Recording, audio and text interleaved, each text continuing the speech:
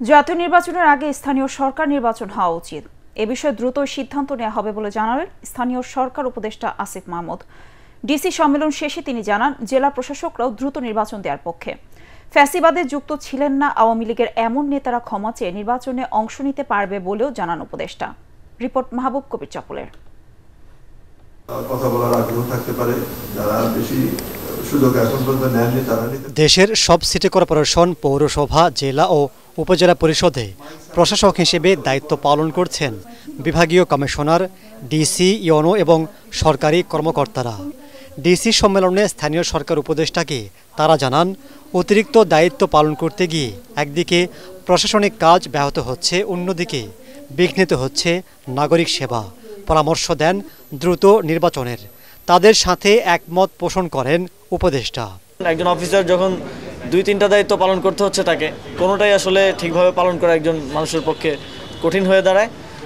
সেই জায়গা থেকে আমি ব্যক্তিগতভাবে মনে করি স্থানীয় সরকার নির্বাচন করার মাধ্যমে সেখানে জনপ্রতিনিধি, প্রকৃত জনপ্রতিনিধিদেরকে নিয়ে আসা উচিত। এই বিষয়ে সর্বশেষ যে ঐকমত্য কমিশনের মিটিং ছিল সেখানেও আলোচনা হয়েছে। খুব দ্রুতই কোনো একটা সিদ্ধান্ত আসবে।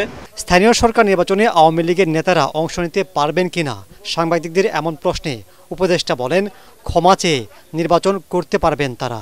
আমরা মনে করি দলীয়ভাবে আওয়ামী লীগের এক ধরনের শাস্তি নিশ্চিত হওয়া উচিত। এখন সেটা কোন প্রক্রিয়া হতে পারে, কী ধরনের শাস্তি হতে পারে, এটার ব্যাপারেও সবার মতামত নেওয়া, কনসালটেশনের ব্যাপার আছে। যারা আওয়ামী লীগ করেছে কিন্তু কোনো প্রকার অন্যায় এবং গণহত্যা কিংবা অপরাধের সাথে যুক্ত নয়, তারা ক্ষমা চেয়ে আবার মেইন স্ট্রিমে স্বাভাবিক অবস্থায় ফিরে আসতে পারে।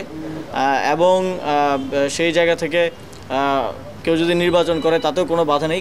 আসিফ মাহমুদের নিজ এলাকা কুমিল্লার একটি মসজিদে 10 লাখ টাকা অনুদান নিয়ে আলোচনা সমালোচনা চলছে।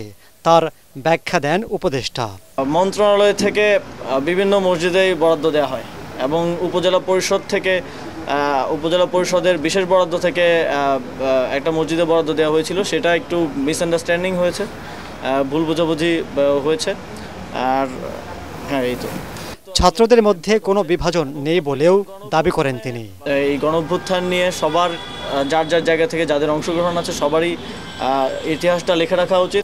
মাহবুব কবির চপল, ATN বাংলা, ঢাকা। সেটাই